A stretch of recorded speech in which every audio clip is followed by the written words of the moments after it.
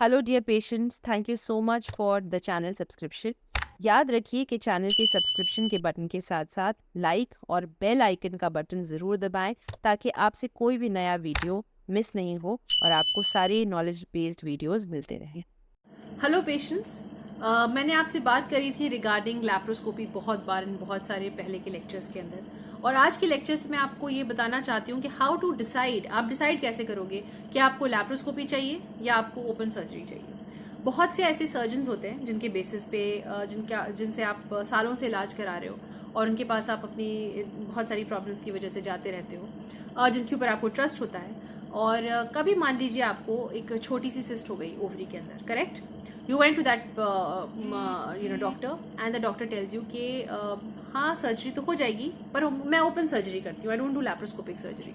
Laparoscopic surgery मेरे आपने पहले के लेक्चर्स में देखा होगा, दूरबीन के द्वारा की गई सर्जरी होती है। ज़्यादातर जो ओल्ड सर्जन्स होते हैं उन लोग बहुत कम लोगों के अंदर वो एक्सपर्टीज़ है लैप्रोस्कोपी की, बट ज़्यादातर जो सर्जन्स होते हैं ओल्ड वाले वो ओपन करके ही करते हैं, यानी कि पेट खोल के करने वाली सर्जरी जो हम जिसको कॉन्जर्वेटिव या रेगुलर सर्जरी या traditional way of doing surgery, पेट खोल के करने वाली सर्जरी को हम लोग ओपन सर्जरी बोलते हैं, और लैप्रोस्कोपिक सर्जरी का मतलब है जो दूरबीन द्वारा सर्जरी होती है, राइट। अब हम लोग कैसे डिसाइड करें कि हमको लैप्रोस्कोपिक सर्जरी चाहिए या हमको ओपन सर्जरी चाहिए, करेक्ट। बाद में कौन से सर्जन को हमको कैसे चूज़ करना है उसके बारे में मैं बात करूँगी, but laparoscopy versus open surgery. तो यूजुअली जो छोटी छोटी सिस्ट्स होती हैं बॉडी के अंदर या छोटे मोटे फाइब्रॉइड्स भी होते हैं, छोटी छोटी गांठ वगैरह रहती है, वो हम लोग लैप्रोस्कोपी यानी दूरबीन के द्वारा निकाल सकते हैं। बच्चे बंद का ऑपरेशन ये भी लैप्रोस्कोपी द्वारा बड़े आराम से बहुत अच्छे से होता है, करेक्ट। ऐसी कोई सर्जरी हार्डली ही है जो हम लोग लैप्रोस्कोपिकली नहीं कर सकते, बट उस सर्जरी को विजा विज कंपेयर करना ओपन और लैप्रोस्कोपी में, वो मैं आज आपको बताना चाहती हूँ।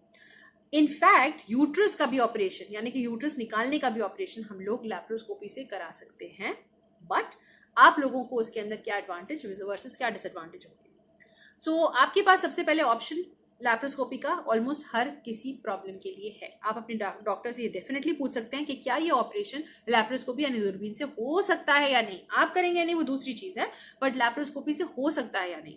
सो उसके लिए बहुत इंपॉर्टेंट है कि आपका जो डॉक्टर है आपको सीधे सीधे बता दे कि हाँ ये दूरबीन से होने वाला ऑपरेशन है या नहीं है। जैसे फॉर एग्जांपल बहुत बड़ी गांठ ओवरी ये यूट्रस के अंदर, जैसे हमको फाइब्रॉइड जैसे हम बोलते हैं, यूजुअली ये वाले ऑपरेशंस लैप्रोस्कोपिकली नहीं किए जाते हैं, करना भी नहीं चाहिए क्योंकि इसमें ब्लीडिंग बहुत ज़्यादा होती है और लैप्रोस्कोपी में बहुत मुश्किल हो जाता है to control the bleeding and you will end up doing more harm than good.